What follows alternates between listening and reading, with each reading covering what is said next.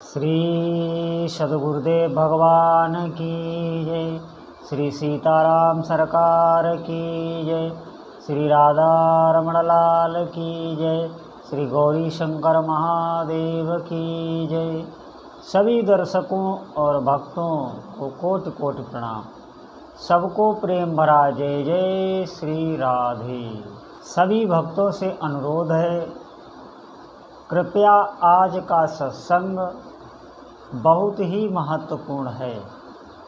आप बहुत ध्यानपूर्वक सुने, एकाग्रचित होकर सुने।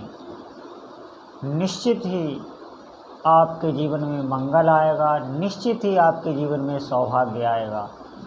आज मैं कुछ साधना जगत में ऐसे रहस्य पर प्रकाश डालूंगा कि आपकी साधना बढ़ेगी, आपका विश्वास बढ़ेगा, आपका आत्मबल बढ़ेगा। निश्चित मानिए, आपका जीवन जो अभी तक आपने जिया है, निश्चित मानिए आप साधना करिए, आपका जीवन ही बदल जाएगा। आप खुद कहेंगे। तो बहुत विश्वासपूर्वक आप सुने और जो भी बातें मैं बताऊंगा उन पर चिंतन करें। बहुत ध्यानपूर्वक सुने और जो भी मैं बातें बताऊंगा आप उन पर चिंतन करें। निश्चित मानिए, तो आपको बहुत ध्यानपूर्वक सुनना है।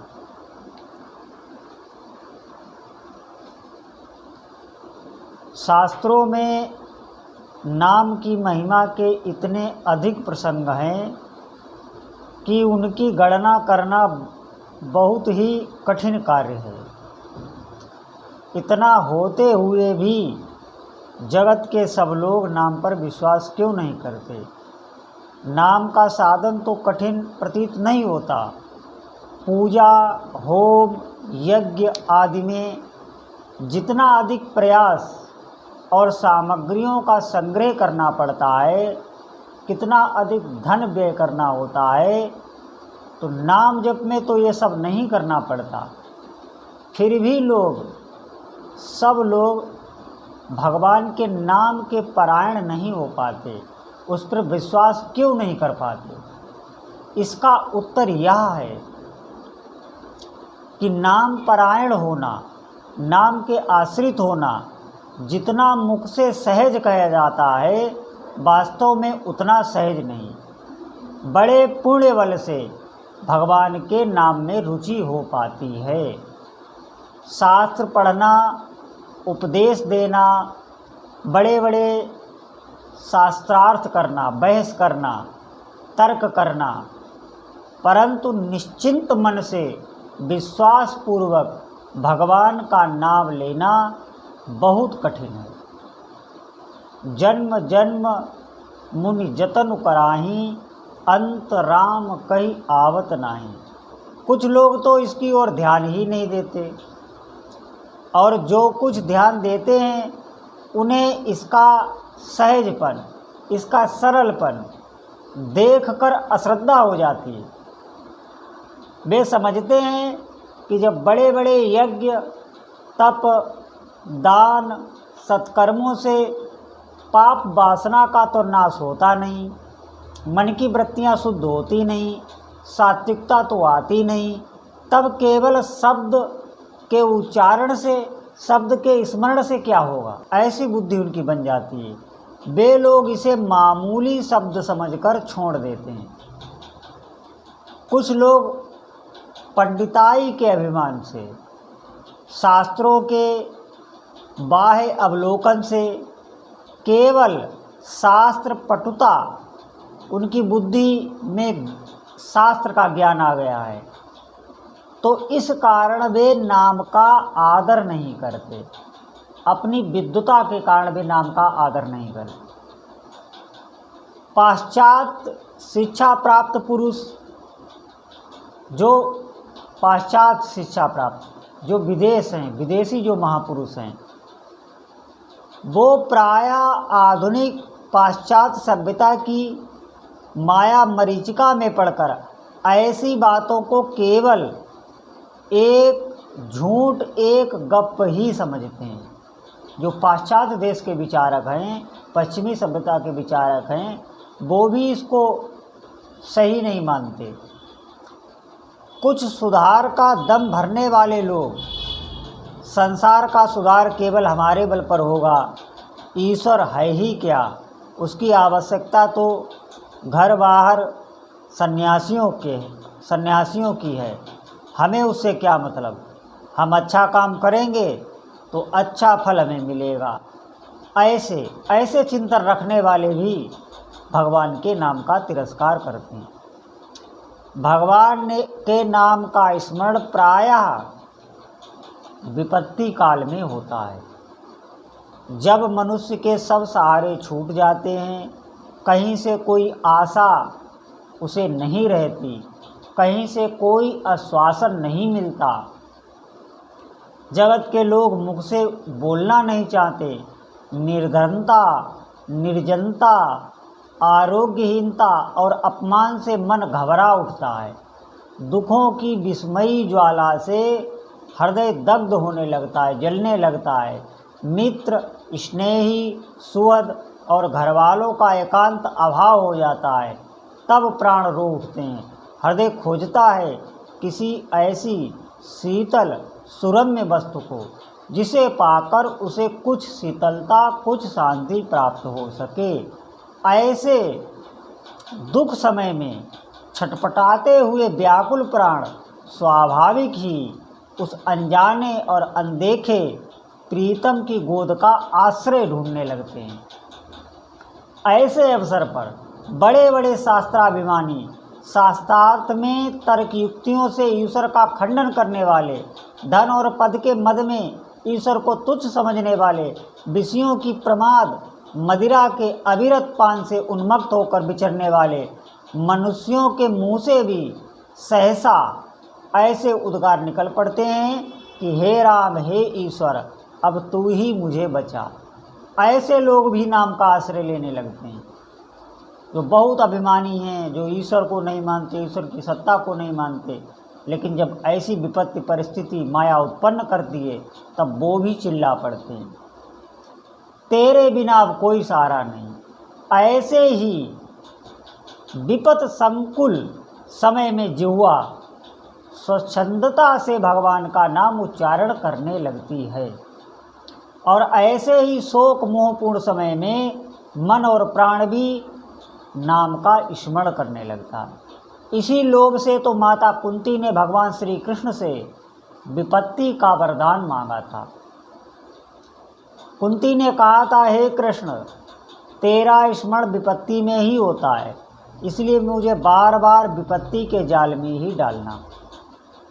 तात्पर्य यह है कि भगवान नाम का स्मरण प्रायः दुख काल में ही होता है। दुखी, अनाश्रित और दीन जन ही प्रायः उसका नाम लिया करते हैं। इसलिए कुछ लोग जो विषयों के बाहुल्य से मोहवश अपने को बड़ा बुद्धिमान, धनवान, जनवान और सुखी मानते हैं, भगवान नाम लेकर अपनी समझ से दीन दुखी और अनाश्रितों की श्रेणी में वो सम्मिलित होना नहीं जानते। वो जानते हैं कि ये भजन पाठ पूजन ये दुखी लोग करते हैं, जिनके पास धन नहीं होता, उनकी ऐसी समझ होती है, तो वो अपने को उस श्रेणी में नहीं लाना चाहते।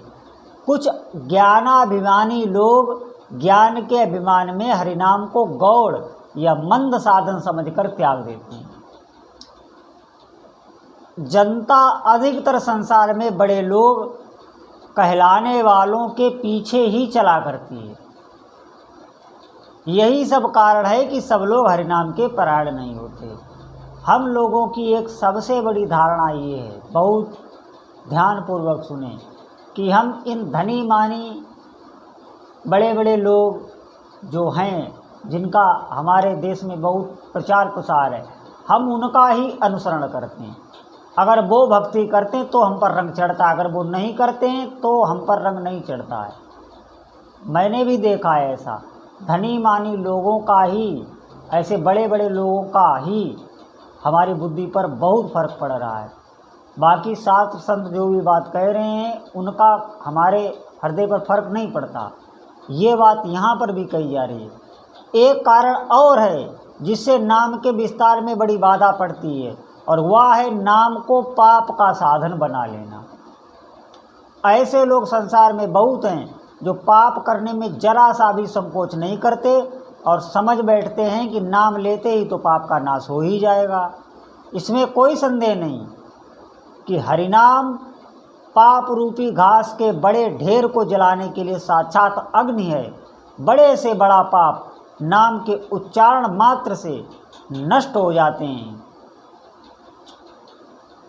वैशंपायन संहिता में कहा गया है, सर्वधर्म बहिर्भूतः सर्व पाप रतस्था मुच्यते नात्र संदेहो विष्णोर्नामानुकीर्तनात्। सर्वधर्म त्यागी और सर्व पाप निरत पुरुष भी यदि हरिनाम कीर्तन करता है तो वह पापों से छूट जाता है। इसमें कोई संदेह नहीं कि पूर्व के पापों का नाश करने के लिए हरिनाम सबसे बड़ा और शीघ्र फलदायक प्रायश्चित है।